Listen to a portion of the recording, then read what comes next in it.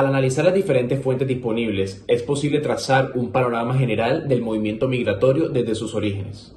Esto compete las últimas décadas del siglo XIX, es decir, 1880 y 90 hasta la década de 1930. A lo largo de todo este periodo, los siro-libaneses que vinieron primero fueron del Imperio Otomano y luego de Siria, Líbano y Palestina. La costa atlántica fue el punto de entrada de la gran mayoría de los siro-libaneses. Puerto Colombia era la primera impresión que sobre su nueva patria recibían los inmigrantes árabes, que posteriormente se esparcían o viajaban al resto del país. La migración de siro-libaneses a Colombia se debió principalmente a la represión del Imperio Turco-Otomano. Los maltratos y maniobras políticas de los turcos para mantenerlos en la ignorancia y el analfabetismo contribuyeron a su decisión de emigrar, así como razones económicas como encontrar nuevos territorios para continuar con el mercado de artículos manufacturados. Aunque factores como la influencia de otros emigrantes y las condiciones en Norteamérica también desempeñaron un papel fundamental en la elección de Sudamérica y Colombia en particular como destino. A medida que avanzaba el siglo XX, se presentó una disminución en la llegada de inmigrantes siro-libaneses a Colombia, posiblemente debido a las restricciones y cambios en las políticas migratorias en ese periodo. De acuerdo con las estadísticas sobre la población sirio-libanesa y sus descendientes en Colombia, se estimaron entre 5.000 y 10.000 inmigrantes árabes para 1930 y entre 20.000 y 30.000 para 1960 en todo el país. Los arribos identificados de inmigrantes siro-libaneses a Colombia datan de la década de 1880. Entre los primeros en llegar se encontraron los hermanos Marún del Líbano, Meluk y Rumie de Damasco y Mufdi de Betjala. A comienzos de 1900 había numerosas referencias de inmigrantes sirios, por lo general de tenderos, anunciando sus mercancías en la prensa local. Los hermanos Nazar y Fayad en Bogotá y los Abuchar en Cartagena. La mayoría, sin embargo, llegó a la vuelta del siglo y el movimiento declinó durante la década de 1930. Al observar las fuentes nos damos cuenta que los árabes tuvieron un gran impacto en la cultura, en temas como la astronomía, la música, la literatura, en otros aspectos de la sociedad como la economía y la política.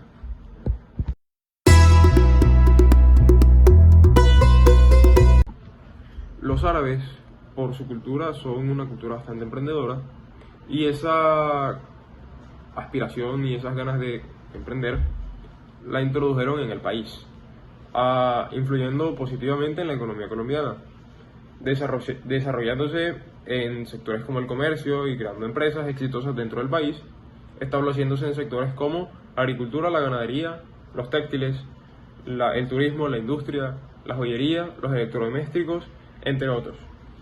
Introdujeron nuevas prácticas comerciales como la venta de telas puerta a puerta o la popularización del crédito.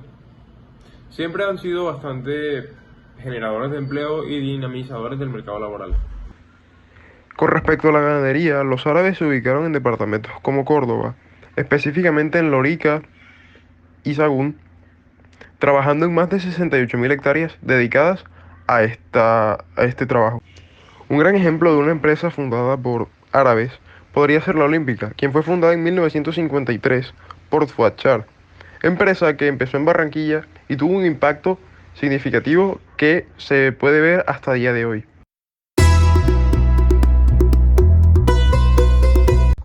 Bueno, con respecto a la gastronomía, los árabes han tenido bastante influencia, especialmente en las técnicas culinarias y trayendo nuevos productos y nuevos alimentos a la cocina colombiana. Además de que nosotros como cultura colombiana hemos adaptado ciertos productos que ellos tienen.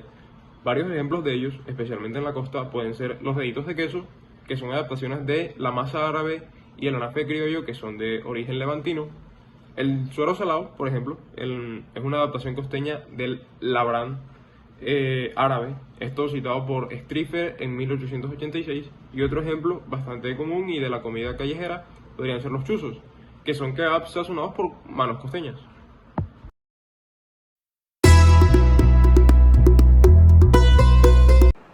Continuando con el campo de la literatura, se destacan algunos escritores colombianos de ascendencia árabe que han dejado huella en el país, como por ejemplo la reconocida poeta Meira del Mar con su más influyente poema llamado Poesía al Mar, siendo ella la pionera de su origen en exponer el proceso de adaptación a Colombia, que luego desembocó en otros autores como Luis Fayad, Giovanni Quesep y Fernando Cruz Cronfli, quienes también han contribuido a la memoria literaria colombiana con sus novelas y poemas, escribiendo sobre su cultura y ganando premios y reconocimientos a nivel nacional e internacional.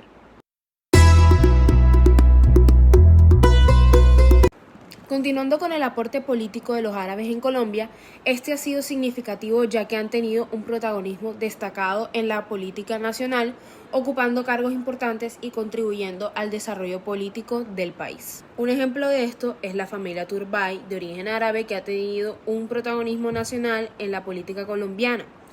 Julio César Turbay Ayala fue presidente de Colombia entre 1978 y 1982, y su hijo e hijas han ocupado cargos políticos importantes a nivel nacional. Además, otros árabes han participado activamente en la política colombiana, tanto a nivel local como a nivel nacional, han ocupado cargos en el Congreso y en diferentes instituciones políticas del país. Otro ejemplo de aporte e influencia a la cultura colombiana por parte de los árabes, específicamente Barranquilla, es la familia Char, quienes tienen una gran hegemonía dentro de la ciudad, tanto política como económica, siendo dueños de supertiendas y droguerías olímpicas e influyendo en la cultura de la misma ciudad al ser los dueños del equipo local de fútbol, el Junior de Barranquilla. Muy buenas, mi nombre es Juan Carlos León y yo hablaré sobre la actualidad de los árabes en Maicao, Barranquilla y el Magdalena, más que todo. En Barranquilla los árabes llegan en forma de múltiples familias, llegan familias enteras en forma de cadenas de ayuda que básicamente ellos establecen varias empresas que paulatinamente se van convirtiendo en una parte importante de la economía en el Caribe y en Colombia. Una de estas personas de las que podemos dar ejemplo es Muja Buchaibe, que convierte a Barranquilla en un trampolín de negocios para muchos de sus compatriotas.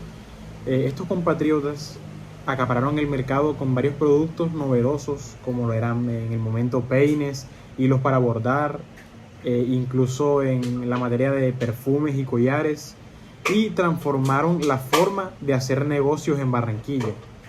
Estas nuevas formas de hacer negocios y organizarse también la adoptaron familias como hoy las conocemos, los Char, por ejemplo.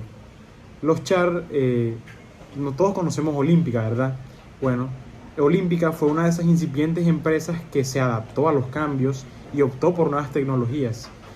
Ellos inicialmente empezaron siendo una pequeña joyería, entonces es bastante interesante ver lo que son hoy en día, que son una super tienda y tienen droguería y diferentes secciones aquí en Barranquilla y en el país.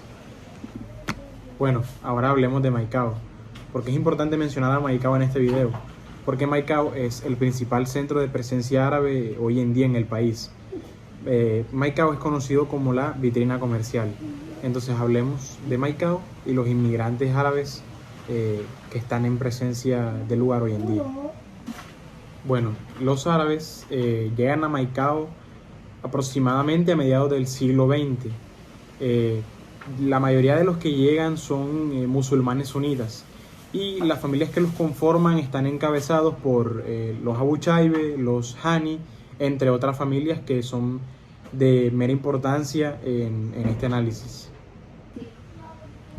Hoy en día el 80% del comercio formal que hay en Maicao está en manos de libaneses, sirios y palestinos. Algunos como Yamal Chaitili son un gran ejemplo, ya que él fue una persona que venía huyendo de la grave situación económica de su país. Sin embargo, gracias al trabajo, esfuerzo, hoy en día dirige dos compañías, dos almacenes realmente, que se llaman Zapatos Mongrin, cuya fábrica está situada en Panamá. Entonces así vemos la evolución que han tenido los árabes en el comercio en Maicao. Bueno, y para finalizar, en el Magdalena es bastante interesante también. Se pueden dar unos ejemplos de cómo fue el progreso que tuvieron los árabes. Por ejemplo, el señor Jaime Álvarez Correa fue un comerciante que fundó el primer banco local en Magdalena. Entonces también básicamente todo se reduce a eso. Los árabes hoy en día manejan gran parte de la economía, del comercio acá en la región Caribe. Entonces eso es lo interesante de ellos.